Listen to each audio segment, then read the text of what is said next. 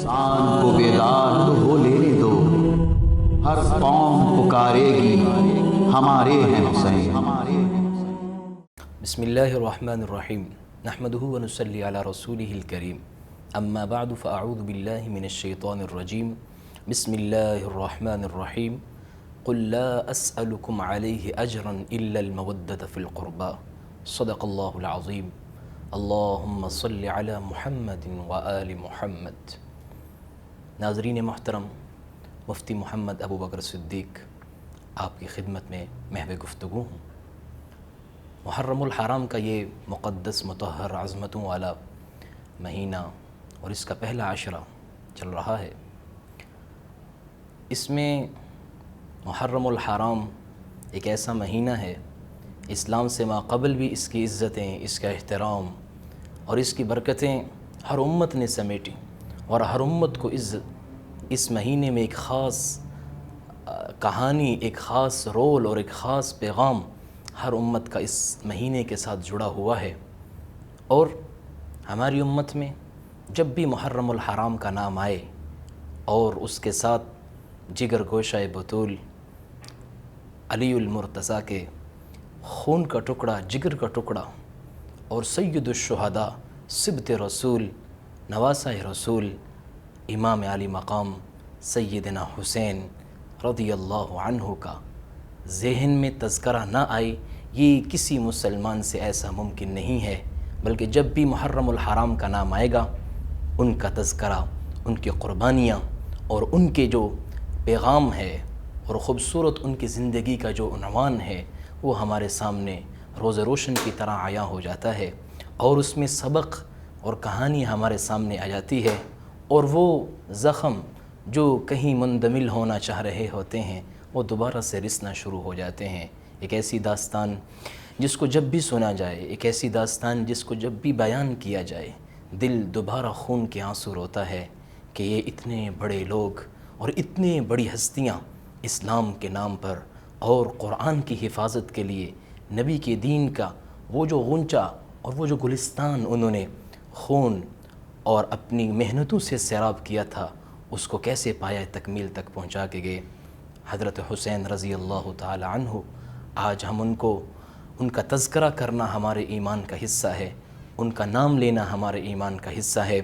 یہ ایسی شخصیت ہیں کہ ان کی ولادت سے ماقبل ہی ان کے تذکرے دنیا میں شروع ہو جاتے ہیں، اور ان کی شہادت سے ماقبل بھی ان کے تذکرے لوگوں تک پہنچ جاتے ہیں۔ ولادت سے ماقبل ایک صحابیہ ہیں ام فضل بنت حارث رضی اللہ تعالی عنہ، یہ وہ کہتی ہیں کہ میں نے ایک خواب دیکھا، خواب بڑا عجیب تھا، میں اللہ کے نبی کی دربار میں حاضر ہوئی اور کہا یا رسول اللہ میں نے عجیب خواب دیکھا ہے، اور خواب یہ ہے کہ آپ کے جسم کا ایک ٹکڑا کٹا ہے اور میری گود میں آ کے گر گیا۔ تو اللہ کے نبی نے فرمایا تو نے تو بڑی خیر دیکھی ہے، تو نے تو بڑی عظمت کی چیز دیکھی ہے۔ کہا یا رسول اللہ کیا عظمت کی چیز ہے؟ فرمایا ان قریب اللہ فاطمہ کو ایک بیٹا عطا فرمائے گا اور اس بیٹے کو تو اپنی گود میں لے گی۔ ولادت سے قبل ہی بشارتیں شروع ہو جاتی ہیں، ولادت سے قبل ہی تذکرے شروع ہو جاتے ہیں۔ چنانچہ ایسا ہی ہوا۔ 4 ہجری شعبان المعظم کا مہینہ، یہ جگر گوشہ رسول، آپ صلی اللہ علیہ وسلم کا نواسہ سبط رسول، اور جو آپ صلی اللہ علیہ وسلم کا پھول ہے دنیا میں، وہ تشریف لاتے ہیں دنیا میں۔ نام رکھنے کی باری آتی ہے تو حضرت علی کرم اللہ وجہہ فرماتے ہیں کہ میں نے نام رکھا، ایک کا نام رکھا میں نے جعفر نام رکھا، ایک کا نام میں نے حمزہ رکھا۔ کچھ عرصے بعد اللہ کے نبی میرے گھر تشریف لائے اور کہا مجھے ان دونوں نواسوں کے نام بدلنے کا حکم دیا گیا ہے۔ میں یا رسول اللہ کیا حکم ہے؟ تو فرمایا ایک کا نام حسن ہے، دوسرے کا نام حسین ہے۔ اسی طرح ایک روایت میں آتا ہے کہ فرمایا کہ مجھے اپنے نواسوں کا نام ہارون علیہ السلام کے جو بچے تھے ان کے نام پہ رکھنے کا حکم ہے، ایک کا نام شبیر رکھوں گا، ایک کا نام شبر رکھوں گا۔ یہ ان کے ناموں کی اللہ کی طرف سے متعین ہو رہے ہیں، آسمان سے جن کا نام کا انتخاب ہوتا ہے انہیں آل رسول کہتے ہیں، انہیں فرزند بطول کہتے ہیں۔ بہت خوبصورت ہمارے پاس ایک سمجھنے کا اور اپنی محبتوں کو دوبارہ سے پروان چڑھانے کا ذریعہ ہیں آل رسول۔ آج کا ہمارا ٹاپک حضرت حسین رضی اللہ تعالی عنہ کی جو ذات ہے، یہ مقامی رضا ہے۔ تو آج کا ہمارا ٹاپک رہے گا حضرت حسین، ذات حسین، مقام رضا۔ مقام رضا، ذات حسین، حسین ہی مقام رضا ہے اور مقام رضا ذات حسین ہے۔ یعنی جس نے حسین کو پا لیا اس نے رضا کو پا لیا، اور جس نے رضا کو پانا ہے اس کے لیے حسین لازم ہے۔ آج کا ہمارا یہ ٹاپک رہے گا، ہم اس پہ گفتگو کریں گے۔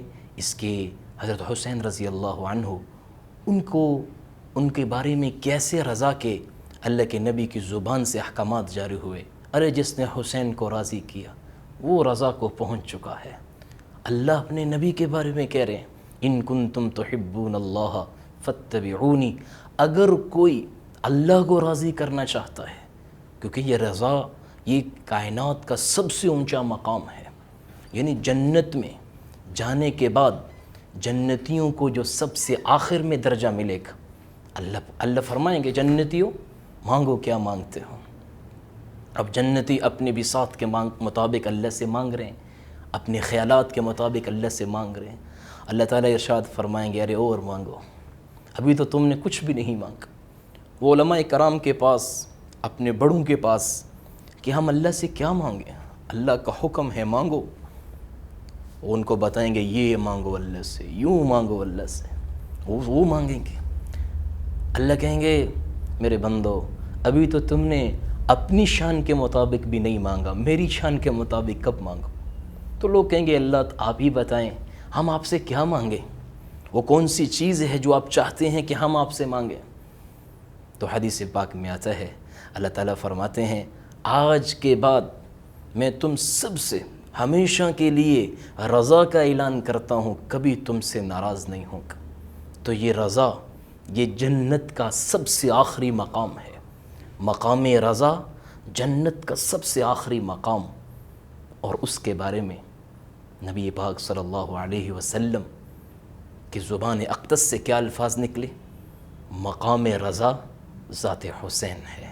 مقام رضا ذات حسین، یہ دو تعبیریں ہیں، یہ دو باتیں ہیں، معنی و مفہوم ایک ہے۔ اللہ نے رضا کے بارے میں فرمایا وَرِضْوَانٌ مِّنَ اللَّهِ اکبر، اللہ کی رضا سب سے بڑی چیز ہے۔ اللہ کہہ رہے ہیں اگر تمہیں میری رضا چاہیے تو اپنے نبی کی زبان سے کہلوایا ہے فاتبعونی، لوگوں میری اتباع کرنی پڑے گی، میری نقش قدم پر چلنا پڑے گا۔ اور حضور کے نقش قدم کو اگر سمیٹا جائے، اگر ان کی ساری زندگی کو دو چند الفاظ میں بیان کیا جائے تو فرمایا میں تم میں دو بڑی بھاری چیزیں چھوڑ کے جا رہا ہوں، ایک میرا قرآن ہے، اللہ کا احکامات ہیں، اور دوسری میری آل رسول ہیں، وعطرتی، اور میری آل ہے۔ مقام رضا جس کو ہر انسان چاہتا ہے کہ مجھے رضا کا مقام ملے، مجھے رضا کا سرٹیفکیٹ ملے۔ مقام رضا ذات حسین ہے، مقام رضا ذات حسین ہے۔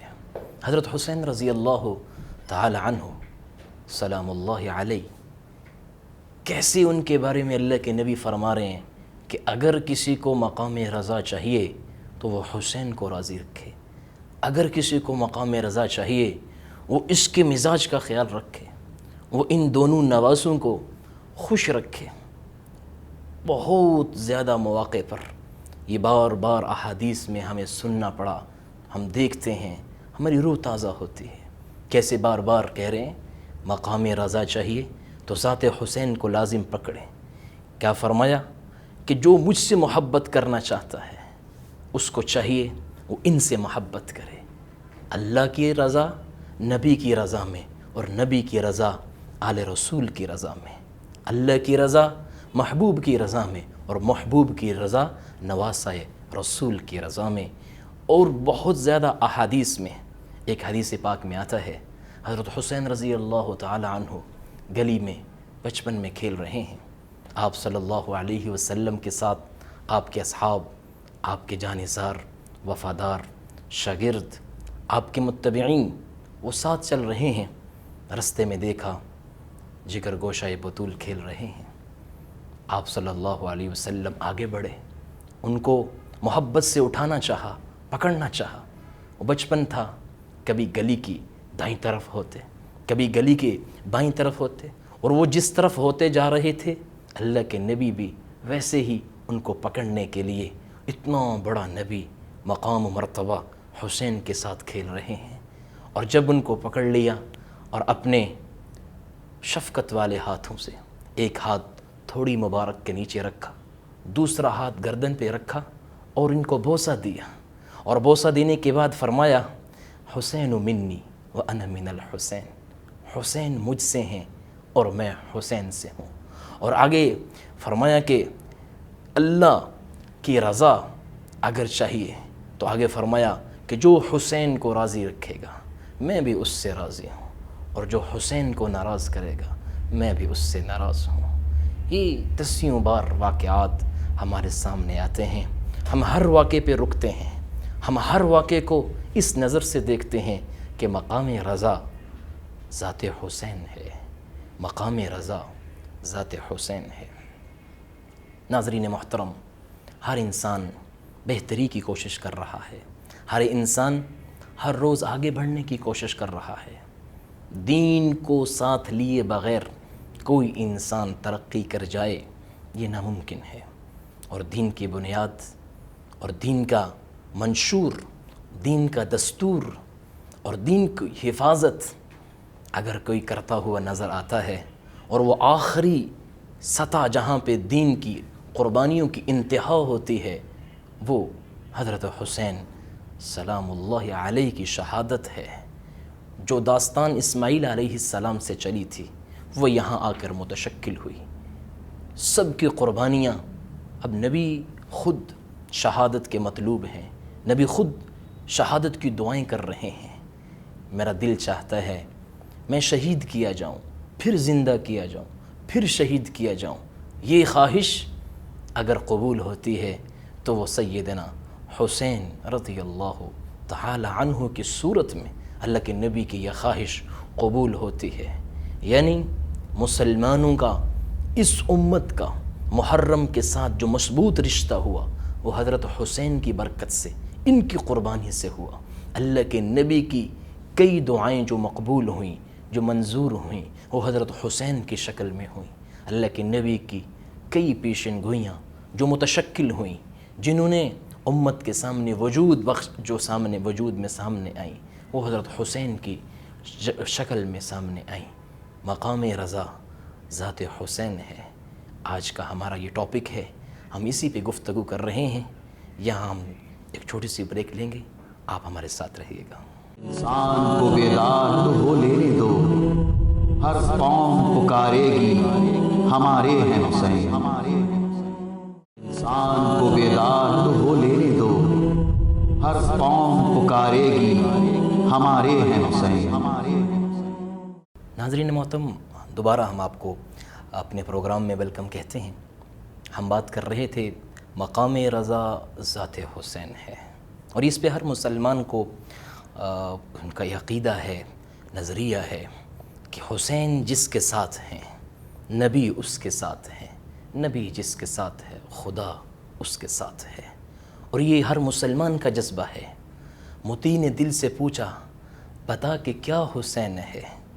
मोती ने, इंसान एक अपनी जज्बात को इजहार करते हुए कह रहे, मोती ने दिल से पूछा है बता कि क्या हुसैन है।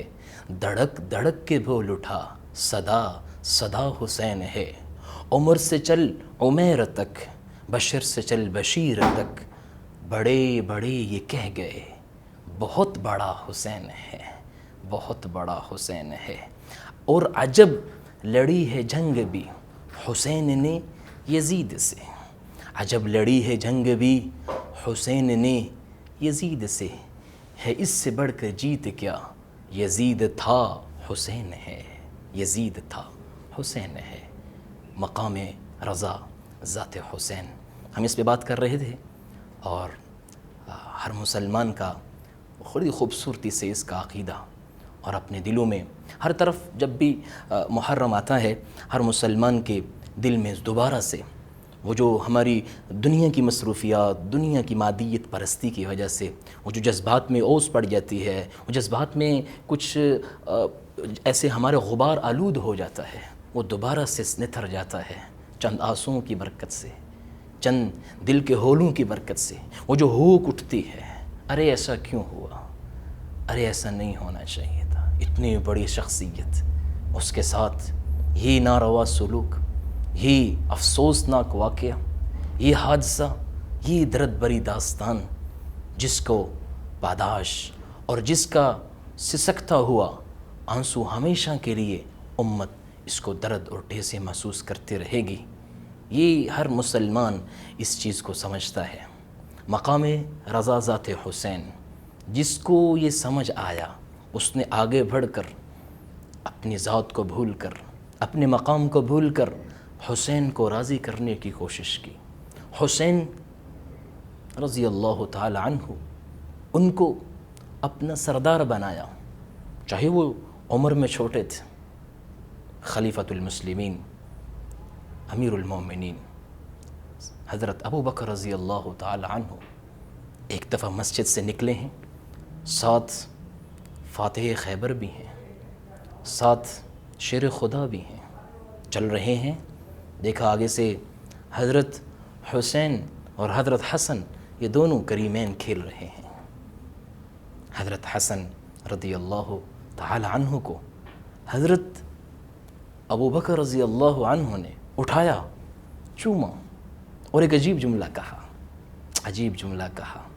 کہا بیٹا علی کا ہے، لگتا حضور پہ ہے، شکل و شباہت تو حضور پہ ہے، یہ تو بالکل حضور جیسا ہے، اس کا چہرہ مہرہ تو حضور جیسا ہے۔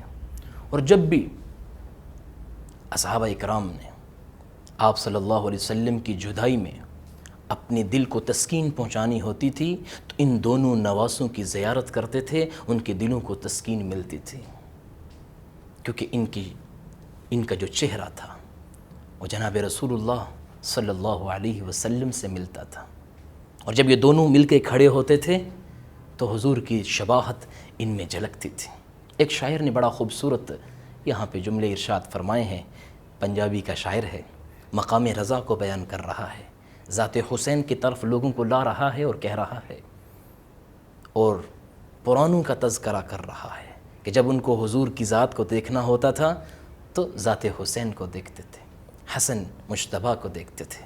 اور کیسے کہتا ہے جوڑی رل کے کھڑے جے زہرا دی، جوڑی یعنی حسن اور حسین، جوڑی رل کے کھڑے جے زہرا دی، تصویر نبی دی بن دی، جوڑی رل کے کھڑے جے زہرا دی، تصویر نبی دی بن دی، یہ ویکھو کنڈ لا کے جے نونا دی، یعنی ان کے جو نون ہے آخر میں، ویکھو کنڈ لا کے جے نونا دی، تنویر نبی دی بن دیے۔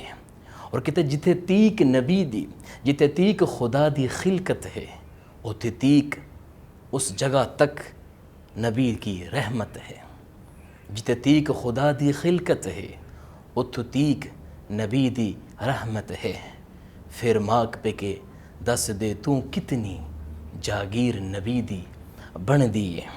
اور آخر عجیب جملہ کہتا ہے کردار بھی نانے ورگائے، اظہار بھی نانے ورگائے۔ میں نے عرض کیا جب بھی کسی کا حضور کو دیکھنے کی جذبہ پیدا ہوتا تھا تو ان دونوں لاڈلوں کو دیکھا کرتے تھے۔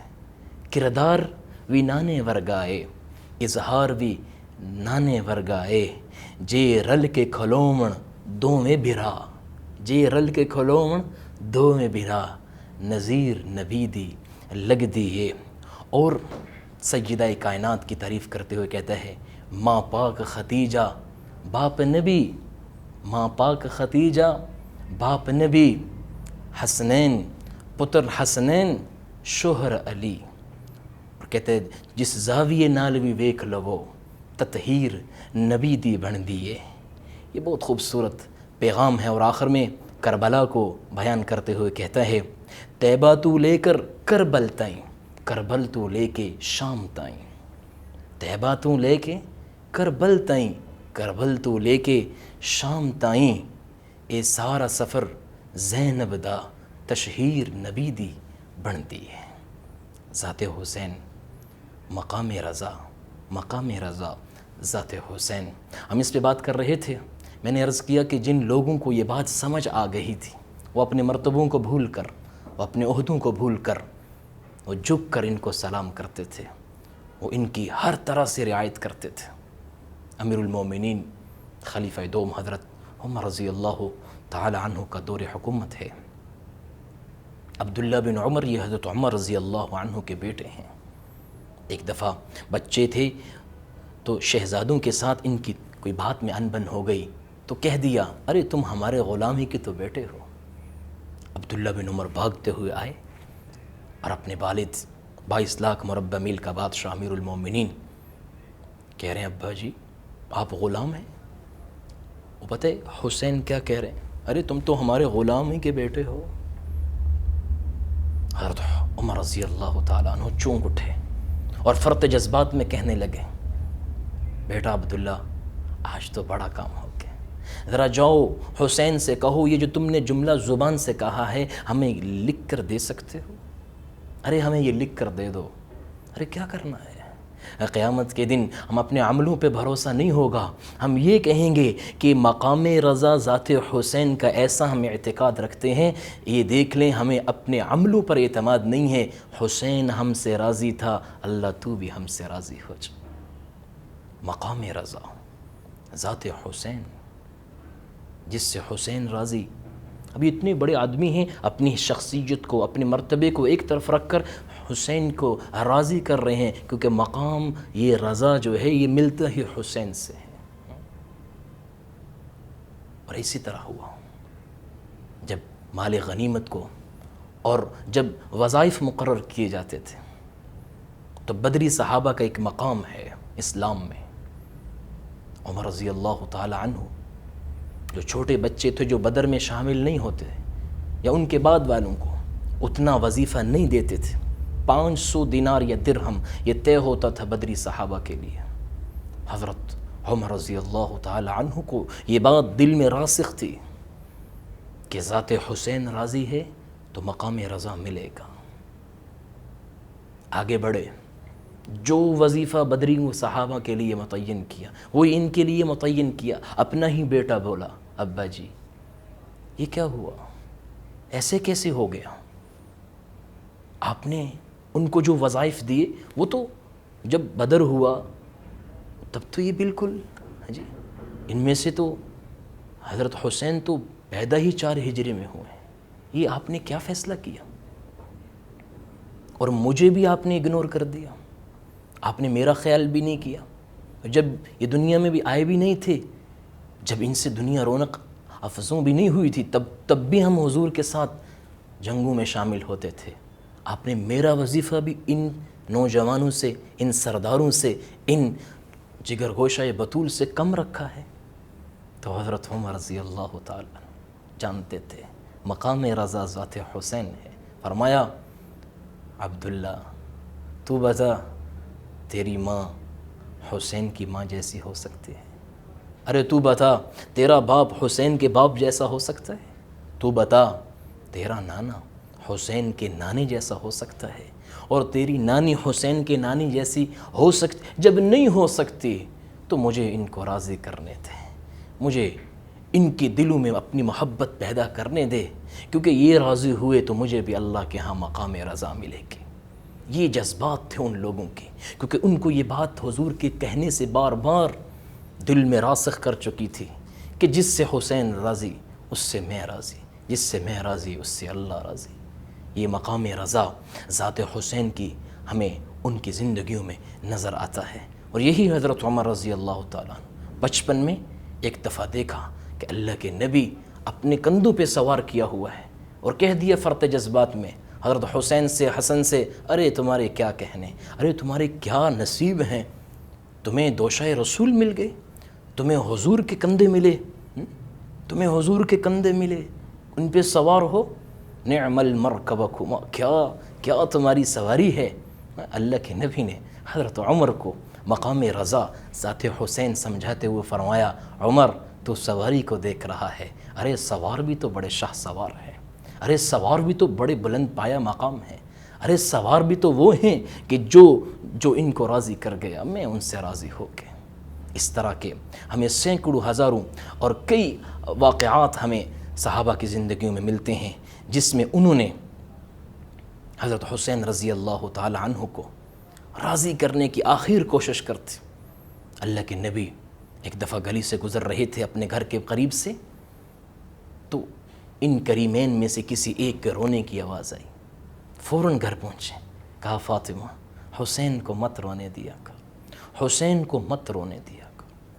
یا رسول اللہ کیا بات ہے؟ فرمایا حسین روتا ہے میرے دل کو تکلیف ہوتی ہے۔ ارے حسین کو رلانے والے مجھے تکلیف دیتے ہیں، حسین کو تکلیف دینے والے میرے جگر کو تکلیف دیتے ہیں، حسین کو مت رونے دیا کرو، اس کا خیال رکھنا، اس کی آنکھوں سے کبھی آنسو نہ نکلے۔ اور فرماتے ہیں پہلے تو کبھی میں ڈانٹ لیتی تھی، لیکن جب اللہ کے نبی نے مجھے آ کر کہا کہ جس سے حسین راضی اس سے میں راضی، تو اس کے بعد میں نے کبھی ان کو ڈانٹا بھی نہیں ہے۔ میں نے کبھی اپنی ماں ہونے کے باوجود، سجیدہ کائنات ہونے کے باوجود، جنت کی عورتوں کی سردار ہونے کے باوجود فرما رہی ہیں میں نے بھی کبھی نہیں ڈانٹا ان کو۔ کیا پیغام دے کر گئے، کیا خوبصورت ہمیں اصول دے کر گئے۔ لا اسألکم علیہ اجرا، لوگوں میں اپنی ساری قربانی، اپنی ساری زندگی پر تم سے کوئی اجر نہیں مانگتا، مجھے کچھ نہیں چاہیے، ایک چیز چاہیے۔ جو نبی بے نیاز مالک کی طرف سے بے نیاز نبی بن کر آئے، جس نے دنیا کی کبھی لالچ نہیں کی، اللہ سے بھی کبھی دنیا نہیں مانگی، ہے جی، وہ نبی مجھ سے اور آپ سے، امت سے ایک چیز کہ یا قوم لا اسألکم علیہ اجرا، نہیں اجر چاہیے۔ مجھے ستایا گیا میں خاموش ہوں، میری بیٹیوں کو دین کے نام پر ان کی طلاقیں ہوئیں میں خاموش رہا، میں نے کوئی مطالبہ نہیں کیا۔ مجھے طائف میں کئی میلوں تک دوڑا کے پتھر مارے گئے، میرا کوئی مطالبہ نہیں ہے۔ مجھے مکہ سے اس سطح پہ مجبور کیا گیا کہ مجھے شہر چھوڑنا پڑا، میں نے کوئی مطالبہ نہیں کیا۔ شیب ابی طالب میں مجھے 3 سال تک اور میرے خاندان کو پتے چبانے پڑے، بچے بھلکتے رہے بھوک سے، میں نے کوئی مطالبہ نہیں کیا، میں نے کوئی مطالبہ نہیں کیا۔ میرے ساتھ فقر و فاقہ میری اپنی اختیار کے ساتھ میرے ساتھ چلتا رہا، میں نے کوئی مطالبہ نہیں کیا۔ میری قوم ایک مطالبہ ہے، یا قوم لا اسألکم علیہ اجرا، اے میری قوم کوئی مطالبہ نہیں ہے، الا المودۃ فی القربہ، مجھے میرے رشتہ داروں کے بارے میں ٹھنڈک دینا، مجھے حسین کے بارے میں اس کی وضاحت کر رہا ہوں، مجھے حسین کے بارے میں خوش رکھنا، مجھے حسن کے بارے میں خوش رکھنا، علی المرتضیٰ کے بارے میں خوش رکھنا، میری اولاد کا خیال رکھنا، ارے میری وجہ سے رکھنا۔ تمہیں کیا لگیا یہ کون ہے؟ اور یہاں پہ الفاظ ہیں مودت کے، محبت بھی ایک جذبہ ہے، مودت بھی ایک جذبہ ہے۔ محبت کہتے ہیں جو جذبہ دل سے ابھرے، دل سے نکلے اور دل ہی میں سما جائے۔ مودت کہتے ہیں ایسا جذبہ جو دل سے نکلے پورے بدن پہ چھا جائے، عقل پہ چھا جائے، سوار ہو جائے، ہر چیز کو پیچھے کر کے مودت۔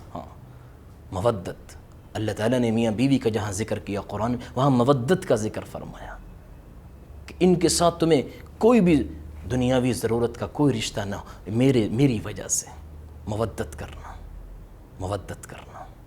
گویا کہہ گئے دوسرے الفاظ میں مقام رضا چاہیے تو ذات حسین کو لازم پکڑنا۔ یہ بڑا عجیب سا ایک ہمارے پاس فلسفہ ہے، اور اس کے بغیر ہمارا چارہ کار نہیں۔ اور یہ وہ فلسفہ ہے، ہر نبی اللہ کی ایسی عبادت کر رہے ہیں، ایسی عبادت کر رہے ہیں کہ اللہ کو راضی کرنا چاہتے ہیں، لیکن چند جگہیں ہمیں بھی ایسی نظر آتی ہیں۔ نبی ایک طرف عبادت ہے اور ایک طرف حضرت حسین، اور یہ جو کریمین کی ذات ہے، یہ جو لال ہیں، یہ جو جوڑی ہے، یہ جو خوبصورت 2 پھول ہیں ننھے منھے ہیں، ان کی وجہ سے عبادت میں خلل آیا ہے۔ بڑی عجیب بات ہے، عبادتوں میں خلل اور عبادتوں میں ڈسٹربنگ تھوڑی سی دیکھی گئی ہے ہمیں حضور کی زندگی میں۔ بڑا مشہور واقعہ ہے، خطبہ جمعہ ارشاد فرما رہے تھے، اور فقہاء اور علماء جانتے ہیں جمعے کا خطبہ واجب ہے، سننا بھی واجب ہے اور اس کو پڑھنا بھی واجب ہے۔ جمعے کی چند شرائط ہیں، ان میں سے ایک خطبہ ہے، خطبہ واجب ہے۔ اور فرمایا خطبے کے دوران اگر کوئی تمہارے سامنے بات بھی کر رہا ہو تم زبان سے اس کو خاموش نہیں کروا سکتے۔ فرمایا جس نے ایسا کیا اس نے بھی لغو کام کیا، اس نے بھی برا فعل کیا۔ اتنا سینسٹیو عبادت، اتنی سمجھداری والا معاملہ اور اتنا دیکھ بھال کر چلنے والا معاملہ، اب وہاں پہ خود کیا ہو رہا ہے؟ مسجد نبوی میں ایک دروازہ کھلتا ہے جسے باب علی کہتے ہیں، جو حضرت علی کے گھر کا دروازہ مسجد نبوی میں کھلتا ہے۔ حضور منبر پہ خطبہ ارشاد فرما رہے ہیں، جتنے بھی شاگرد اور تلامذہ تھے وہ نیچے بیٹھ کر بڑے انہماک سے سن رہے ہیں۔ اچانک خطبہ رک جاتا ہے، ارے یہ تو واجب خطبہ ہے، ارے یہ تو اس میں تو بات کرنے کی بھی اجازت نہیں ہے، ارے یہاں پہ تو کوئی لغو کام نہیں ہو سکتا۔ اٹھتے ہیں، نیچے اترتے ہیں اور جا کر دو ننھے بچوں کو اٹھا کر منبر پر لا کے اور کہتے ہیں اللہ نے سچ فرمایا تھا، اولاد یہ آزمائش ہے، مجھے ان کا گرنا پسند نہ آیا، مجھے ان کا گرنا دیکھا نہ گیا، میں خطبہ چھوڑ کر گیا اور ان کو اٹھا کر لایا، کیونکہ مقام رضا ذات حسین ہے۔ ہم ملتے ہیں ایک بریک کے بعد، ہمارے ساتھ رہیے گا۔ انسان کو بیدار تو ہو لینے دو، ہر قوم پکارے گی ہمارے ہیں حسین۔ انسان کو بیدار تو ہو لینے دو، ہر قوم پکارے گی ہمارے ہیں حسین۔ ناظرین محترم، بریک پہ جانے سے پہلے ہم بات کر رہے تھے کہ واجب عبادتوں میں مقام رضا کا حاصل کرنے کے لیے ذات حسین کو کیسے راضی کیا گیا۔ عبادتوں میں، فرض عبادتوں میں مقام رضا کو حاصل کرنے کے لیے ذات حسین کی رضا کا کیسے خیال کیا گیا۔ بڑا مشہور واقعہ ہے، ایک صحابی کہتے ہیں اللہ کے نبی نماز پڑھا رہے تھے، آپ سجدہ، جب بھی آپ نماز پڑھاتے تھے فرض نماز، تو جو ماقبل جب بھی آپ نماز پڑھاتے تھے تو مقتدیوں کا خیال آپ رکھتے تھے، اور فرمایا میرا دل کرتا ہے لمبی نماز پڑھاؤں، لیکن کچھ ضرورت مند بھی پیچھے ہوتے ہیں جنہوں نے کسی کام پہ نکلنا ہوتا ہے، کچھ بوڑھے ہوتے ہیں، بچے ہوتے ہیں، اور میں لمبی نماز کا ارادہ کرتا ہوں، کسی بچے کے رونے کی آواز آتی ہے، میں اس لیے مختصر کرتا ہوں کہیں اس کے ماں کے دل کو تکلیف نہ ہو اور بچہ روتا رہے۔ ایسی ہی ایک نماز ہو رہی تھی جس میں ساری رعایتیں رکھی جا رہی تھیں، جس میں امام کی اور مقتدیوں کا ہر طرح کے لحاظ رکھتے ہوئے ایک ہلکی نماز پڑھائی جا رہی تھی۔ اتنے میں وہ آئے جو کربلا کے شاہ سوار بنیں گے، وہ آئے جو جنت کے نوجوانوں کے سردار بنیں گے، وہ آئے جو جگر گوشہ بطول ہیں، وہ آئے کہ جن کو اللہ کے نبی یوں سونگا کرتے تھے جیسے کسی پھول کو سونگتے ہیں۔ فرمایا یہ میرے جنت کے پھول ہیں۔ وہ آئے اور مسجد میں آتے ساتھ حضور سجدے میں اپنا سر اللہ کے سامنے رکھے ہوئے ہیں، اور ہلکی نماز کی وہی ترتیب چل رہی ہے جو عام نمازوں میں چلتی ہے۔ اتنے میں سیدنا حسین سوار ہو جاتے ہیں پشت رسول صلی اللہ علیہ وسلم پر، اور صحابہ کہتے ہیں ہم سجدے میں ہیں، ترتیب کے خلاف ہو رہا ہے، معمول سے ہٹ کر اتنا لمبا سجدہ۔ ایک صحابی کہتے ہیں میں یہ سمجھا یا تو کو وحی اتر رہی ہے، اور وحی کے دوران یوں ہی ہوتا تھا، کیفیات بدل جاتی تھیں، اور یا پھر اللہ کا حکم آ چکا ہے اور حضور اس دنیا سے پردہ فرمانے کی اس ترتیب میں، اس نزا کے عالم میں ہے شاید۔ اب یہ دو کشمکش چل رہی ہیں۔ اتنے میں ایک صحابی کہتے ہیں میں نے ہمت کی اور میں نے کہا ذرا دیکھو تو صحیح، آج یہ خلاف عادت واجب اور فرض نمازوں میں ایک ترتیب سے ہٹا کیوں گیا ہے؟ اس صحابی نے جب نظر اٹھائی تو اسے نظر آیا کہ مقام رضا کو حاصل کیا جا رہا ہے ذات حسین کو راضی کر کے، اور وہ یوں ہوا۔ حضرت حسین آپ صلی اللہ علیہ وسلم کی پشت مبارک پر سوار تھے، اور اللہ کے نبی اس وجہ سے نہیں اٹھ رہے تھے کہ کہیں حسین گر نہ جائے، حسین کو گرنے سے بچانا۔ بچپن سے یہ امت کو سبق دیا، امت حسین کو اس کا خیال رکھنا، الا المودۃ فی القربہ، اس کا خیال رکھنا، امت ان کا خیال رکھنا۔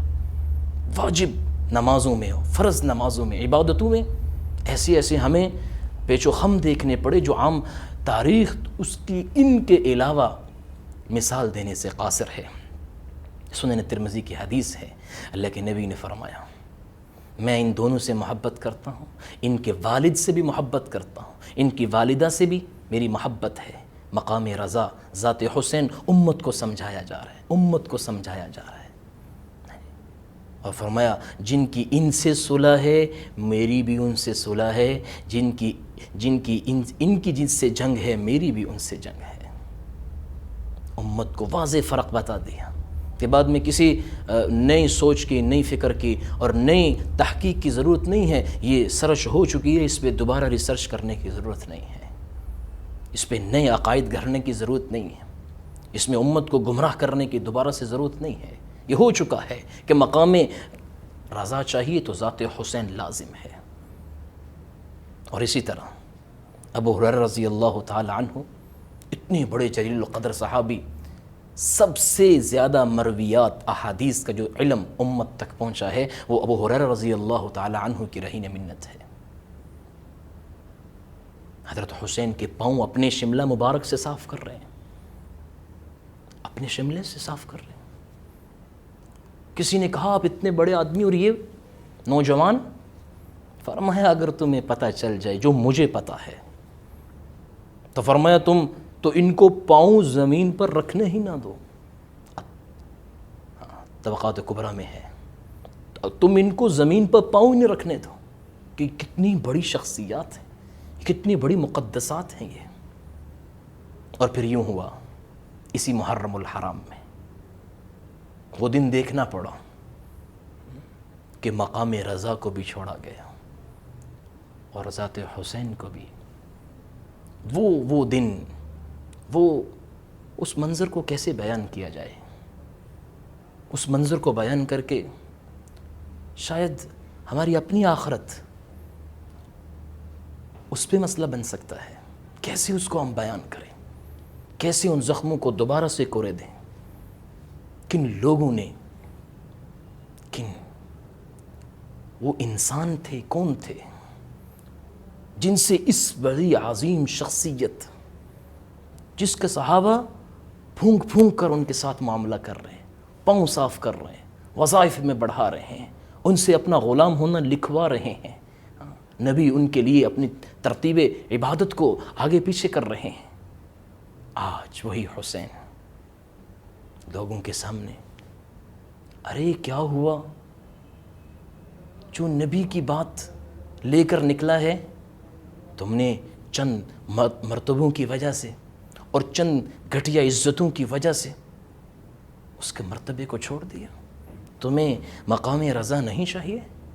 تم کس دین کو لے کے چل رہے ہو؟ تم کون سی نماز پڑھ رہے ہو؟ تم کون سے اسی نماز میں اللہم صلی علی محمد وعلی آل محمد پڑھتے ہو؟ کیسے پڑھ لیتے ہو؟ یہ جرم کیسے کر لیا تم نے؟ تمہیں مقام رضا نہیں چاہیے؟ تم نے کیسے ذات حسین کو چھوڑ کر اپنی آخرت کو بہتر، اور تم اللہ اکبر، حضرت حسین اپنا تعارف کروا رہے ہیں کربلا کے میدان میں۔ ارے تم مجھے نہیں جانتے؟ اگر نہیں جانتے تو سنو، میں حیدر دجایا، میں حیدر دجایا، حسن میرا بھائی۔ اگر تم میرا تعارف نہیں جانتے تو سنو، میں حیدر دجایا، حسن میرا بھائی ہے، ہم شیر زینب تے اماں بتولے۔ ابھی بھی سمجھ نہیں آیا؟ میں اصغر دا بابا، میں قاسم دا مولا، میرا نا حسین تے نانا رسول ہے۔ یعنی کس کے ساتھ تم جھگڑا کرنا چاہتے ہو؟ یہ کوئی سیاسی پلیٹ فارم ہے؟ یہ کوئی عام آدمی تھا؟ یہ کوئی دو شہزادوں کی جنگ تھی؟ یہ کیا نعوذ باللہ اقتدار کی جنگ تھی؟ ارے یہ تو اقدار کی جنگ تھی، یہ تو اقدار کی جنگ تھی۔ یہ کوئی دو شہزادوں کا مسئلہ نہیں تھا، یہ نظریات تھے، یہ مستعار تھا، ایک طرف ظلمت تھی، ایک طرف نور تھا۔ یہ قیامت تک کے لیے استعارہ بننا تھا، ایک طرف محبتیں تھیں، دوسری طرف نفرتیں تھیں۔ یہ قیامت تک کے لیے ایک سوچ ڈیولپ ہونی تھی۔ اللہ کے ہاں ایک یوں ہی نظام تھا کہ جب بھی کسی نے حیا کو سوچنا ہے حسین ذہن میں آئے گا، جب بھی کسی نے بے حیائی کو سوچنا ہے حسین کے مد مقابل جو یزید اور اس کی فوج سامنے آئے گی، جب بھی کسی نے انسانیت کو سوچنا ہے، احساس کو سوچنا ہے، شرافت کو سوچنا ہے، امانت داری کو سوچنا ہے، جب بھی کسی نے بڑے پن کو سوچنا ہے، کیونکہ بڑے یہ کہہ گئے بہت بڑا حسین ہے، جب بھی کسی نے سوچنا ہے تو یہ مستعار مانگنا پڑے گا، یہیں سے خراج مانگنا پڑے گا۔ جب بھی کسی نے کسی کے ساتھ سخاوت کا معاملہ کرنا پڑا تو یہیں سے خراج ملے گا، یہیں سے ہمیں رستہ ملے گا۔ تو حضرت حسین اپنا تعارف کروا رہے ہیں، اگر نہیں جانتے تو کیوں اپنی آخرت خراب کر رہے ہیں؟ آخر میں بھی اتنا کچھ ہونے کے باوجود ان کی خیر خواہی ہے، او میں حیدر دا جایا، حسن میرا بھائی ہے، ہمشیر زینب تے اماں بطولے، میں قاسم دا بابا، میں اصغر دا بابا، میں قاسم دا مولا، میرا نا حسینے تے نانا رسولے۔ اور عجیب جملہ کہا، اے باطل دا پلہ پھڑن میں نہیں آیا۔ تم 30,000 کی فوج لاؤ، 21,000 کی فوج لاؤ، کتنی فوجیں لائے، روایتیں مختلف ہیں، پر اے باطل دا پلہ پھڑن میں نہیں آیا، میرے نال بچڑے اور لڑن میں نہیں آیا۔ یہاں کوئی لڑائی نہیں ہے، تم میرے لیول کے نہیں ہو، مد مقابل